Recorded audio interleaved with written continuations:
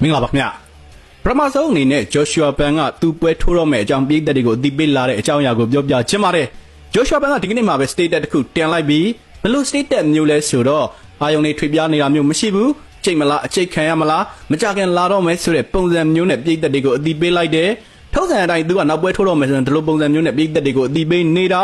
အဲ့အတွက်ဒီ status အရာမကြခင် Joshua Ban ရဲ့ပွဲလာတော့မယ် UFC ဘက်ကတရားဝင်ချပြတော့မယ်ကလကနောက်ွယ်မှာထိုးပွဲဆိုင်ရာအချက်လက်တွေအကုန်လုံးလည်းလက်မှတ်ထိုးပြီးပြီအဲ့တော့နောက်ပွဲတွေပြင်ဆင်တဲ့ဟာတွေလည်းသူလည်းချင်းကက်နေပြီပြည်သက်တွေအနေနဲ့ Joshua Ban ရဲ့နောက်ထပ်ချန်ပီယံကပတ်ကာကွယ်ပွဲကဘယ်အချိန်မှာထွက်လာမလဲဘယ်ဖိုက်တာနဲ့ထိတ်တိုက်တွေ့မလဲဆိုတဲ့တရားဝင်ကြေညာချက်ကိုပဲစောင့်ဆိုင်ရတော့မှာဖြစ်ပါတယ်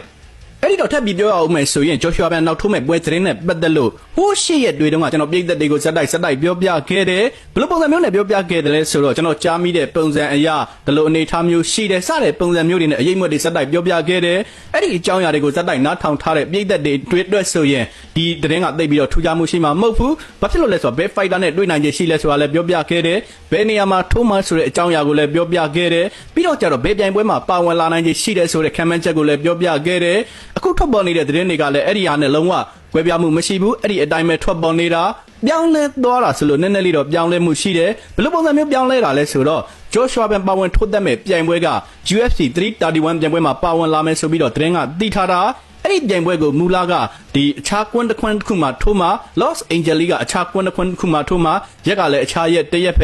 ဲတို့တော်လည်းပဲဒီမနေ့ထွက်ပေါ်လာတဲ့သတင်းတွေမှာတော့ရက်ဆွဲလဲနည်းနည်းလေးပြောင်းသွားတယ်ကွန်းအနေထားလဲပြောင်းသွားတယ်နေရာကတော့ Los Angeles မှာပဲကျွန်တော်ပြည်သက်တွေကိုပြောပြခဲ့တဲ့အတိုင်းအမေရိကပြည်တွင်းအတွင်းမှာပဲကျင်းပတဲ့ပြိုင်ပွဲမှာပဲထိုးသက်မှာဆိုတော့ကျတော့ဘယ်ကွန်းမှာထိုးမှာလဲဆိုတော့လာမယ့်စက်တင်ဘာ19ရက်နေ့မှာကျင်းပမယ့် Los Angeles က Crypto Dog Arena မှာထိုးသက်မှာဆိုတဲ့ပုံစံမျိုးတွေနဲ့သတင်းတောက်တွေကရေးသားနေကြတယ်ဘယ်ဖိုက်တာနဲ့တွေ့မှာလဲဆိုတော့ပန်ဒိုဂျာနဲ့မကြေပွဲထိတ်တိုက်တွေ့ရမယ်အဲ့လိုပုံစံမျိုးပဲသူတို့ကရေးသားနေကြတယ်တရားဝင်ကြေညာချက်တော့ထွက်ပေါ်လာခြင်းမရှိသေးဘူးတိုးတော်လည်းပဲဖြစ်နိုင်ခြေအများဆုံးကရှေ့လာမယ့်စက်တင်ဘာ19ရက်နေ့မှာကျင်းပမယ့် UFC 331ပြိုင်ပွဲပန်ဒိုဂျာနဲ့မကြေပွဲထိုးမယ် Los Angeles က Crypto Arena ကွန်းနဲ့မှာထိုးသက်သွားမယ်ဆိုတဲ့ပုံစံမျိုးတွေကတော့အတော်လေးခိုင်မာမှုရှိတယ် promotion ဘက်ကတရားဝင်ချပြလာမယ့်အနေအထားကိုပဲစောင့်ကြည့်ရမယ်ဒီအနေထားတွေနဲ့ပတ်သက်လို့ပြည်သက်တွေအနေနဲ့နောက်ထပ်နားဆွန့်ထားလို့ရတဲ့အကြောင်းအရာတွေရှိတယ်ဘယ်လိုပုံစံမျိုးလဲဆိုတော့ပန်ဒိုဂျာကဒီပွဲပြန်ထိုးတဲ့အနေအထားမှာချန်ပီယံကပတ်လက်လွတ်ပြီးပြန်ထိုးရတဲ့အနေအထားပြီးတော့သူ့ရဲ့အသက်အရွယ်ပိုင်းစိတ်သက်ခံယူချက်ပိုင်းရှေ့ပွဲချန်ပီယံကပတ်ဆုံးရှုံးလိုက်ရတဲ့အနေအထားမှာအဲ့ဒီအခင်းကျင်းတွေကသူ့ဘောဘယ်လောက်ထိရိုက်ခတ်မှုရှိလဲဒဏ်ရာပြဿနာကပြန်ပြီးနိုးထားတဲ့အပိုင်းမှာသူ့အနေနဲ့ဘယ်လောက်ထိစိတ်ပိုင်းဆိုင်ရာတွေထိခိုက်မှုရှိလဲဒီအကြောင်းအရာတွေကိုစောင့်ကြည့်ရမယ် Joshua Ban ကတော့ rhythm ပိုင်းအရန်ကိုကောင်းနေပြီး rhythm ပိုင်းလည်းအရန်ကိုမိနေတယ်တက်ဆူရိုတိုင်ဝါလို့ ground game fighter မျိုးနဲ့ထိုးသက်ထားတဲ့အနေအထားမှာသူ့ရဲ့စွမ်းဆောင်ကောင်းတွေချပြထားတယ်ဆိုတော့ကျတော့ပန်ဒိုဂျာကတက်ဆူရိုတိုင်ဝါရဲ့အခင်းကျင်းနဲ့ပို့ပြီးတော့ထူလာတဲ့ပုံစံမျိုးတော့ယူလာခြင်းမရှိဘူးတက်ဆူရိုတိုင်ဝါထက် ground game ပိုင်းပိုကောင်းတာမျိုးရှိမယ် aggressive ကောင်းတာမျိုးရှိမယ်ဒီအပိုင်းမဲ့ထူပြီးပြင်ဆင်ရမယ် stand by ဘန်ချာပိုင်းတွေကတော့ Joshua Ban အတွက်ထူပြီးတော့ပြင်ဆင်စရာအကြောင်းရင်းမရှိဘူးဒီညမှာပြည်သက်တွေနောက်ထပ်နားဆွလို့ရတဲ့အကြောင်းအရာလေးပြောကြည့်ခြင်းနဲ့ဒီပြိုင်ပွဲကျင်းပမဲ့ပြည်နယ်က California ပြည်နယ်ဆိုတော့ဒီပြိုင်ပွဲကိုအဓိကတာဝန်ယူကျင်းပမှာက California State Athletic Commission က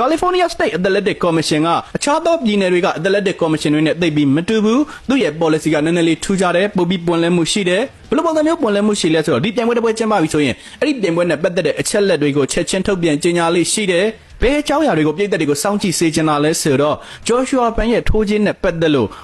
့ပုံစံမျိုးစုံနဲ့ပြောဆိုခဲ့ကြတယ်အများကြီးတွေသူတို့တချို့လည်းတင်ပြီးပြောကြတယ်တချို့လည်း content တွေဖန်တီးကြတယ်ဒီအခင်းကျင်းမှာ California Athletic Commission က Joshua Ban ရဲ့ထိုးခြင်းကိုတရားဝင်ကြေညာချက်ထုတ်ပြန်လာနိုင်ခြေရှိတယ်ဆိုတော့ကျတော့ Joshua Ban ရဲ့လက်ရှိချန်ပီယံဖြစ်တဲ့အနေအထားမှာထိုးခြင်းကဘယ်လောက်ထိရလဲဆိုတာပြည်သက်တွေစောင့်ကြည့်လို့ရတယ်ကျွန်တော်ကတော့တရားဝင်ထုတ်ပြန်လာမယ်လို့ညှော်လင့်မိတယ်ရာခိုင်နှုန်းလည်းများတယ်အဲ့တော့ Joshua Ban ရဲ့စာရွက်ပေါ်ကထိုးခြင်းကဘယ်လောက်ထိရှိလဲဆိုတာပြည်သက်တွေနားဆွန့်ထားဖို့လိုတယ်နောက်တစ်ချက်ကဒီပြိုင်ပွဲမှာ